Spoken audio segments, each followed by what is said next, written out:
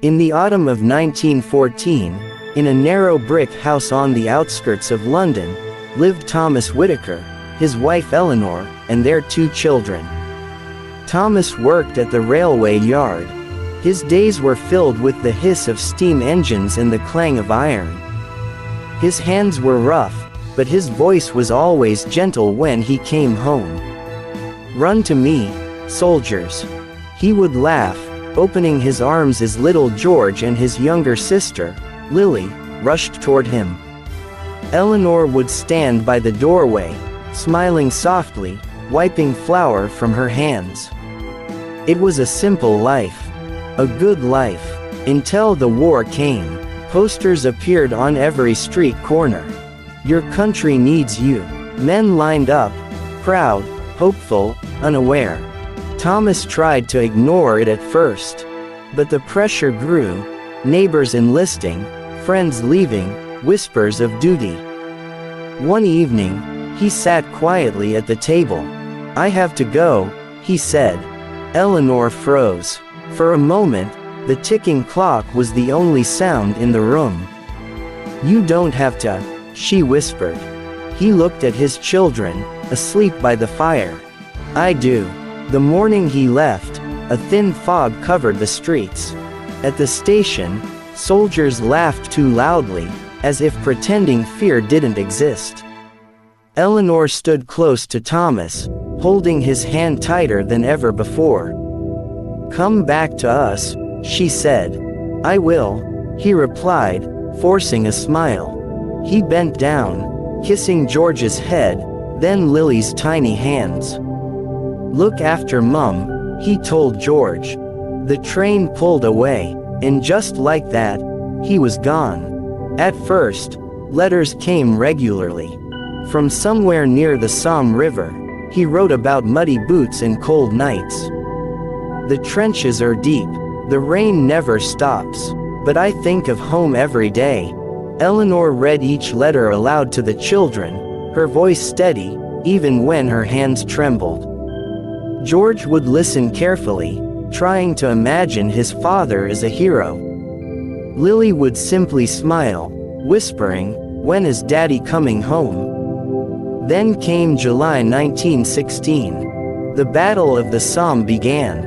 The letters stopped. Days passed.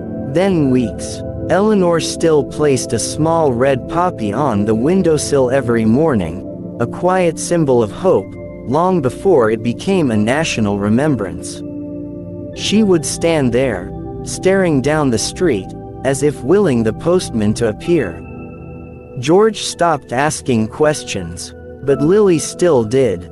"Did Daddy forget us?" Eleanor knelt beside her, pulling her close. "No, my love, he could never."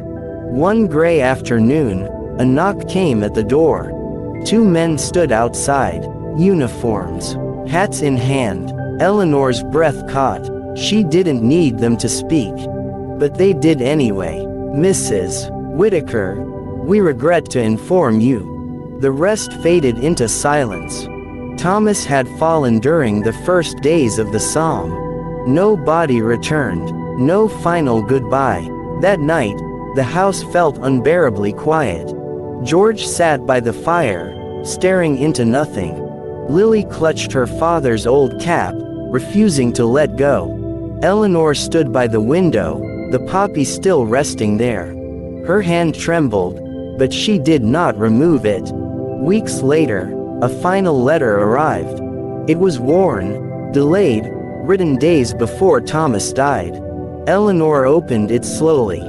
"My dearest Ellie, if this reaches you, it means I couldn't keep my promise. Tell George to be brave, but kind. Tell Lily I still remember how she laughs. And you, thank you for every moment of peace you gave me. When I close my eyes here, I don't see war. I see home." Her tears fell silently onto the page. Years passed. George grew into a man who rarely spoke of war. Lily kept her father's cap, even as she grew older. And Eleanor, every year, on the anniversary of the Somme, she placed a fresh poppy on the window. Not as hope anymore, but as remembrance. Because in homes across Britain, far from the trenches, the war never truly ended. It lived on, in empty chairs, in unopened doors, in letters that arrived too late. This story reflects the real experiences of thousands of British families during World War I, where loss came quietly, carried not by soldiers, but by silence.